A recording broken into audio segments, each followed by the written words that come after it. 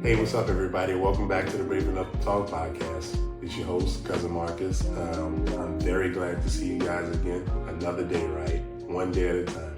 But today I kind of want to talk about something that's kind of heavy, but very real, and that's financial stress.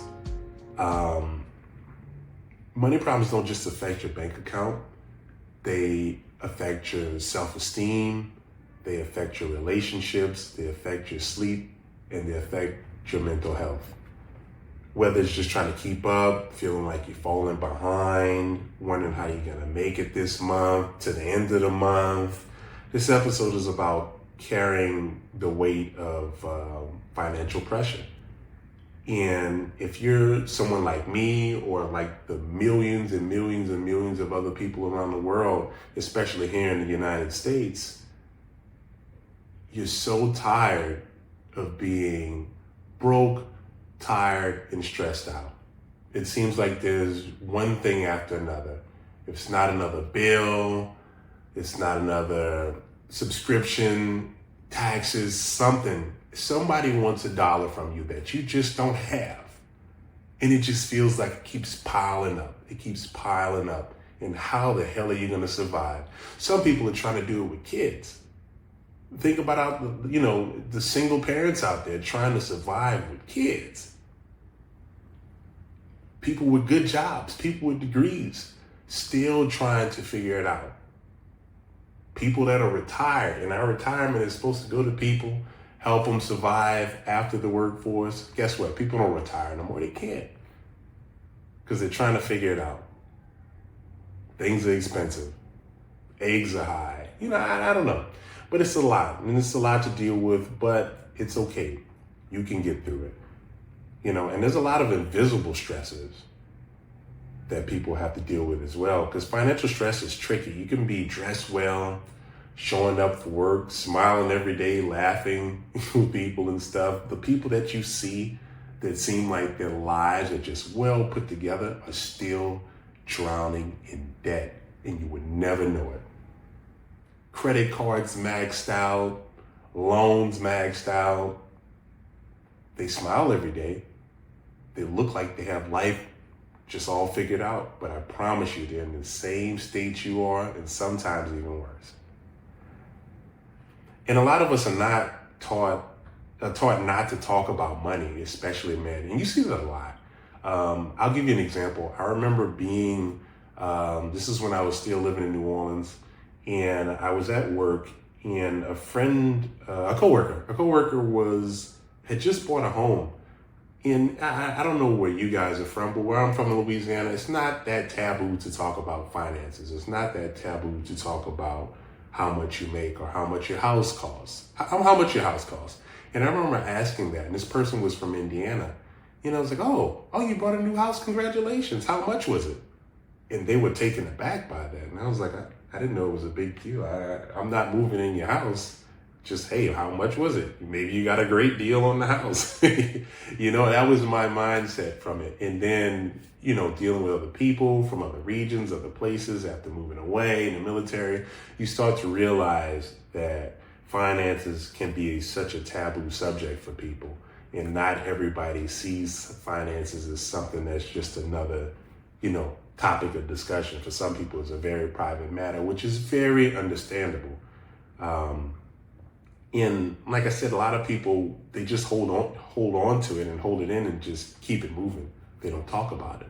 It's just like, hey, if you don't talk about it, it'll go away. But realistically, it won't. It'll just kind of keep getting worse. But money touches everything. It's tied on our sense of control, our ability to plan for the future, and our confidence. Money ties into all of that. Just think about it whenever when you're kind of hurting for money and you're going through the motions, you're trying to scrum some money together just for, I don't know, a meal at Taco Bell. I've been there, trust me.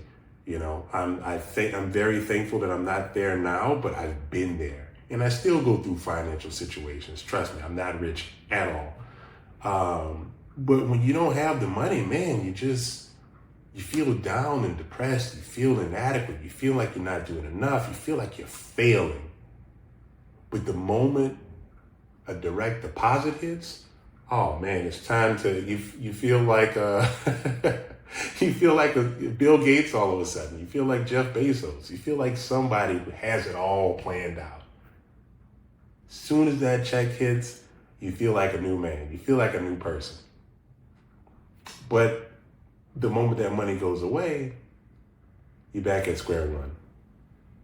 But it's the constant low-level anxiety, shame or embarrassment around asking for help. A lot of those things come with the stresses of money. The anxiety, thinking about the next check. And it doesn't matter what job you have, you're always constantly thinking about, man, what about when I get paid next? Because I got to pay off all these bills, I got to pay off all this debt, these student loans, this, that, and the third. And you're constantly thinking about what do I have to pay when the money comes again? You barely touch the money and you already expect it to be gone. And that's so hard to deal with sometimes. You feel like it's a rat race, you know what I mean? You live in check to check. And honestly, people say, oh man, you just gotta be better at managing finances, which is true. It's very true. You need to be better at managing finances. But at the same time, sometimes life is throwing you curveballs and there's nothing you can do about it. The person who's dealing with some kind of medical issue and all their money is going to medical bills. I'm sorry, it's kind of hard to plan for something like that. That's super unexpected. Have an emergency fund, but sometimes when the economy goes the way it goes, how much of an emergency fund are you gonna have? It's just some things you just can't plan for sometimes, and it's just unfortunate. Some people might have their lives together financially, but sometimes things happen that are out of your control. And it just snowballs and it puts you in a position where you're so mentally depressed strictly because of your finances. And a lot of the shame and embarrassment that comes around asking for help when you're in financial trouble. And then a lot of times you don't want to ask for help because there's other people, the people you're asking for help are probably in the same position as you. They're probably in the same position as you. So it's like, who can you really ask for help? And a lot of times you feel like you don't want to ask for help is because you think everybody else has their lives together, but they don't. And don't get me wrong, there are people who absolutely have their lives together, but more often than not, they don't. So you shouldn't feel too much shame about being in the position that you are. You should be striving to get out of that situation. It's a problem when you're okay with being there and continue to stay in that situation. And honestly, tying your self-worth to your income is where the biggest stress comes from. It's like if you don't have a job, if you don't have a certain level of income, a certain level of wealth, a certain level of finances and constant money coming in, are you even a man? That's what it feels like, right? You start to question your manhood because you don't have a certain amount of money flowing in. You don't have a certain amount of finances. You don't own a certain amount of things. And then it doesn't help when you see in videos on social media when people are like, oh, a high value man is someone who makes $200,000 a year. Newsflash, the average person is absolutely not making $200,000 a year. Are there people making that money? Absolutely. More now than there were in the past. But is that the average? Absolutely not. Absolutely not. And a lot of that, the problem comes with you try to compare yourself to what you see on social media. Please don't do that because social media is not a real place. It is absolutely not. People are only showing you the best parts of their lives. And honestly, even the more money you make, the more bills you seem to pay at the same time. It's not too many people making that much money, but actually saving a lot of money at the same time. Don't get me wrong, there's people that are doing it, but how many people are actually financially responsible, especially with this day and age with the wages, the taxes, all fluctuating in the wrong directions. Who's actually saving their money like they're supposed to? Or like they should? Everybody's in the same boat right now.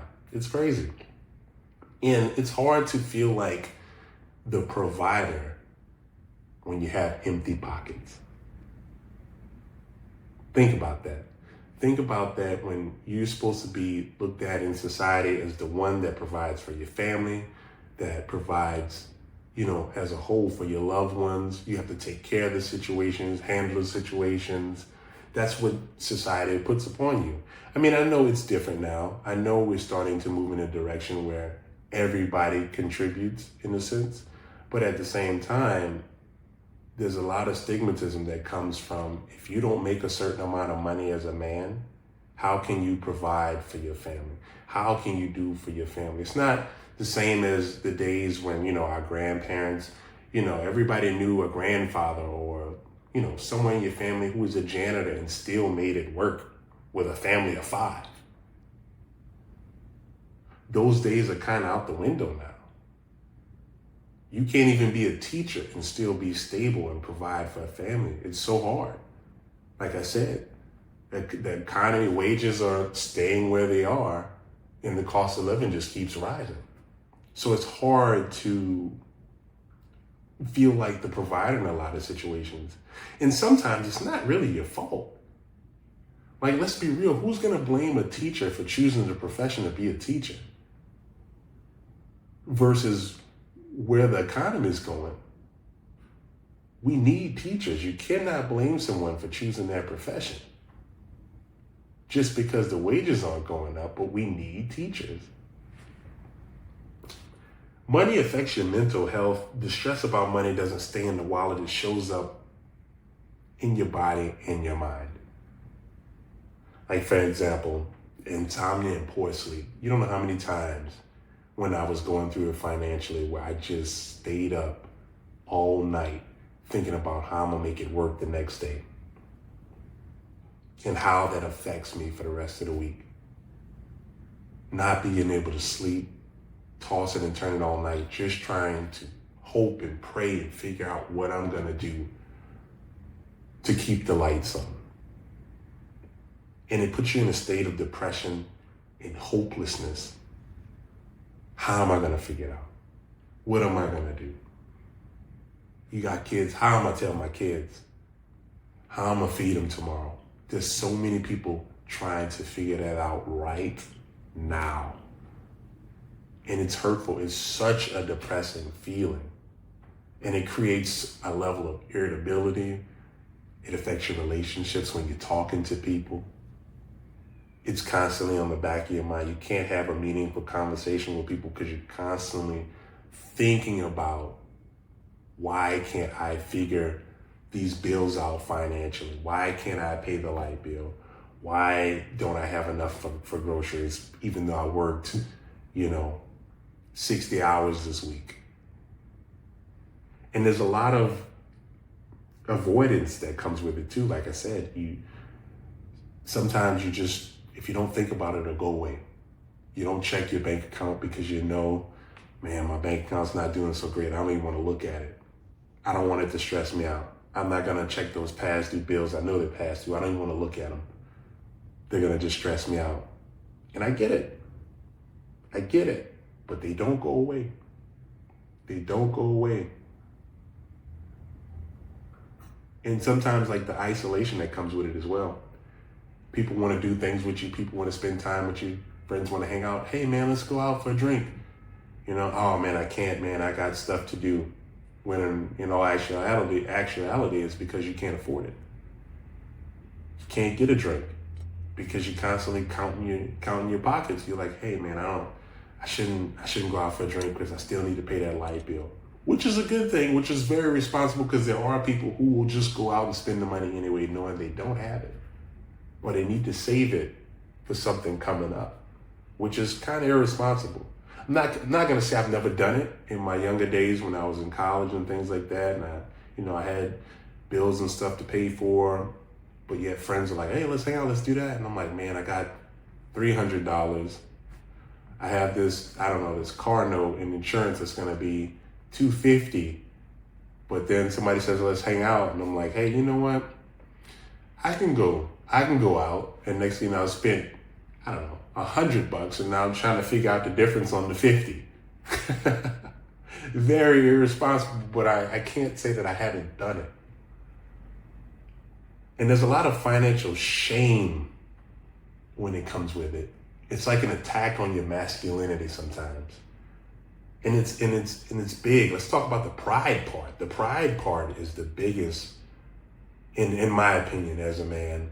A lot of us feel like less of a man when we're broke or when we're not, where we thought we'd be in life financially. We all thought we, driving around Lamborghinis or playing basketball on a yacht, all of these skydiving whenever I felt like it off the coast of Italy, things like that. And we won't say it out loud, but we internalize it. We beat ourselves up. We feel like a burden instead of a blessing. Honestly, feeling embarrassed to date while broke is such a real feeling. It's like, man, you feel like you don't want to waste anybody's time, and I get it. You should be working on yourself, But at the same time, it's like, what do you choose? Because you devoid yourself of love in relationships because you're focused on finances. But it's like, how long are you going to be focused on finances to where it's like you miss out so much on relationship building? Pulling away from loved ones out of shame. How often do you just kind of like, man, I don't have time. People want to spend time with you. They don't care how much money you have. They just want to spend time with your family, friends. They just want to be around you. But you feel too ashamed to be around them because you don't have any money. You don't want them to say, hey, let's do something, and it ends up costing money. So you just don't go around people at all. And it's hurtful. It affects your relationships. Feeling like a failure if you're not a provider. I don't have the money. I can't afford it. I'm failing in life. Or if I'm not making, like I said, going back to when you compare your lives to other people's lives, I'm looking at social media, people are driving around in Lamborghinis, everybody's traveling the world every day. I'm not doing any of that stuff. I'm working my 9 to 5 every day. I'm a failure, I'm not a provider. I can't do what they do. I can't take all of my family and friends on a trip on a yacht off the coast of Greece. So I'm a failure. And that's what a lot of people do. They compare themselves to what they see on social media. And you feel like you don't match up. You don't stand a chance to what you see on Instagram, what you see on TikTok, what you see on Facebook. For those of that still use Facebook. I mean, I still have it, but it's a different demographic using Facebook. But that, those are some of the things that you see, comparing yourself to other people. And honestly, that's kind of how capitalism twists our self-worth. If you don't have the money, you're nobody. But really, and everybody who does have money, there's somebody. If you're somebody, you have money. If you don't have money, you're nobody. And that's how capitalism twists our self-worth, our visions of ourselves. If you're not a millionaire, you're nobody. Automatically. If you don't have 5, 6 car garages, if you don't have $100,000 in your bank account, if you can't fly to Tokyo, Japan and spend 3 months out there tomorrow, you're a nobody. And that's how capitalism twists our vision of our self-worth. You don't have to be a millionaire to be considered somebody. You are somebody. Your financial status does not determine your value as a person. And that's where we get it twisted a lot of times. You are valuable. No amount of money can change that, can determine that. Your self-worth as a person, your dignity should not be tied into your finances. Your finances should just be a tool to help you get to other places in life that you would like to be. That's all it is. Money problems aren't a moral failure. You're not less of a man because you're in a rough patch, because we all go through it. You can't point out one person that does not go through a rough patch financially. We've all been there. We've all been there at a moment like, man, I don't know what I'm gonna do. I'm having a hard time. I lost my job. I don't know what I'm gonna do. I'm trying to figure it out. But those things do not last forever. And don't get me wrong, I know homelessness is a thing that exists. I know a lot of these things exist. But none of these things last forever. It's just a moment that you're in. It doesn't, and even if you are homeless, even if you are someone who's going through this and it seems like you've been going through this for a while, it still does not determine your self-worth. Just because someone is homeless or someone is not, does not make them less of a person. Just because someone is up to their eyeballs in debt and someone else is swimming in cash does not make them less of a person. You might have a different financial status than them, but that does not make you a better person. There are rich people who are terrible people. There are poor people who are amazing people. There are poor people who are terrible people. There are rich people who are amazing people. Your money does not determine your self-worth. Your money does not determine who you are as a person. It can influence it, but it does not determine who you are. And honestly, the key, is not to have it all figured out. It's to stop carrying it in silence. That's the goal. Some things you can do is try to find someone to talk to, a friend, a therapist, a counselor, a financial coach. A financial coach is a big one. You know, you're going through it financially. You know how many times I've been going through it financially in life, and then I just called a buddy and I was like, man, I don't know how I'm gonna do it. And I didn't call to ask for money or anything like that. I just called just to talk about it. It's like, man, I'm struggling, I'm trying to figure out how I'm gonna do this, how I'm gonna do that. You know, and sometimes you need somebody to talk to kind of help make things feel a little bit clearer, get it off your chest. Sometimes people can come up with good advice to help you map it out, to help you budget a little better. And then nowadays we have a lot of these tools like ChatGPT and things, a lot of these AI tools to help you manage your finances. But talking to someone absolutely helps. Absolutely. And no matter the situation, no matter what you're dealing with in life, talking to someone will always help. Make a micro plan. Don't try to fix everything overnight. You can start small. Be like, hey man, let me cut out, I got way, take a look at your finances. See some of the things that you have piling up on you. Like those unexpected charges. Like let's say you got like, I don't know, a subscription to Lululemon and you don't even buy that half the time. Or let's say you have Netflix, and how often do you watch the Netflix? Like for instance, I was paying for Netflix for a long time and I did not watch Netflix.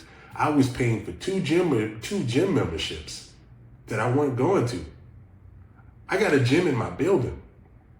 I was still paying for an LA Fitness in Los Angeles, and I haven't lived in Los Angeles in 2 years. That's a problem. That's a problem. That is cutting into your finances. That was cutting into my finances. Try to see if you can find some of the small things that are cutting into your finances that you do not need and get rid of them. If you can, try to start a side hustle.